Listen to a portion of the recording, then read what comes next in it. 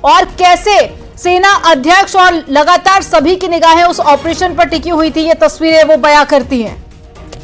ये तो इस वक्त आप टीवी स्क्रीन पे देख रहे हैं, एक्सक्लूसिव तस्वीरें हैं और ये तस्वीरें उस वक्त की है जिस वक्त भारतीय सेना ऑपरेशन सिंदूर को लॉन्च कर चुकी थी और उस वक्त ऑप्स रूम में तीनों सेना प्रमुख यानी नौसेना, वायुसेना और थल सेना प्रमुख तीनों वहां पे मौजूद थे और वो हर एक ऑपरेशन की को जो है मॉनिटर कर रहे थे। चूंकि ये ऑपरेशन बहुत ज्यादा सीक्रेट रखा गया था, इसीलिए इसको जो है सटीक होने के लिए इसको जो है बहुत सीक्रेट रखा गया और लगातार जो है तीनों सेना प्रमुख इसको मॉनिटर कर रहे थे। रात को तकरीबन 1:07 का एक विजुअल है जिसमें कि साफ दिख रहा है कि कैसे तीनों सेना प्रमुख जो है वो बैठकर ऑपरेशन को देख रहे हैं, किस तरीके का ऑपरेशन कंडक्ट किया गया। क्योंकि जो ऑपरेशन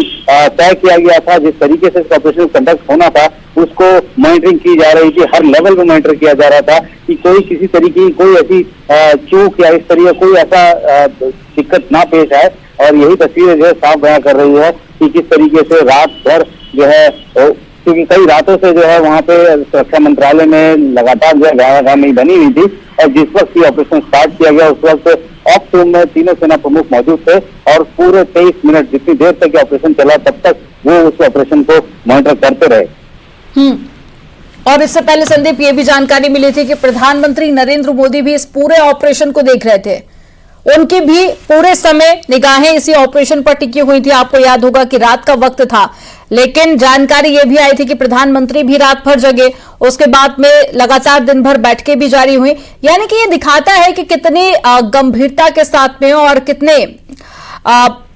क्या तैयारियां पहले की गई थी और उसके बाद में कैसे एक एक पल पर सभी की निगाहें टिकी हुई थी। देखिए, इस तरीके का एक ऑपरेशन जो कि बहुत जटिल ऑपरेशन भी कह सकते हैं इसको और एक सरप्राइजिंग ऑपरेशन था, क्योंकि इस ऑपरेशन से पहले कभी भी भारतीय वायुसेना ने, भारतीय सेना ने सीधे पाकिस्तान के अंदर अटैक किया था तो वो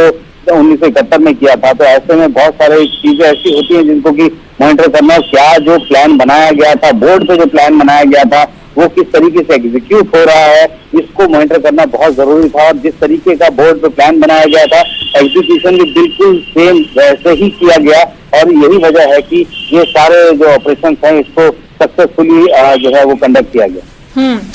अब भले ही इस पूरे ऑपरेशन को वायुसेना की तरफ से अंजाम दिया गया हो संदीप, लेकिन ये तस्वीरें ये बताती हैं कि भले ही जल सेना हो या फिर थल सेना, वो भी पूरी तरह से तैयार थी कि अगर कुछ ऐसे हालात बनते हैं तो उस लेवल पर जाकर भी पाकिस्तान को करारा जवाब दिया जाएगा। बिल्कुल, वो तो देख ही लिया है, पूरी दुनिया ने देखा है कि जब भी ऐसी सिचुएशन आएगी तो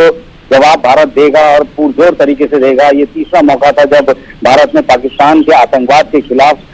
करारा जवाब दिया। हालांकि 2 बार जो ऑपरेशन किए गए वो पीओके में किए गए, लेकिन इस बार पहली बार ऐसा हुआ कि आतंकी ठिकानों को पाकिस्तान के अंदर जाके भी जो है किया गया। तो ये अपने आप में एक बहुत बड़ा अचीवमेंट है और खास बात यह है कि पूरा ऑपरेशन क्लीन था, किसी भी तरीके कोई दिक्कतें उस ऑपरेशन में पेश नहीं आई और यही वजह है कि पूरी दुनिया में भारत इस तरीके का ऑपरेशन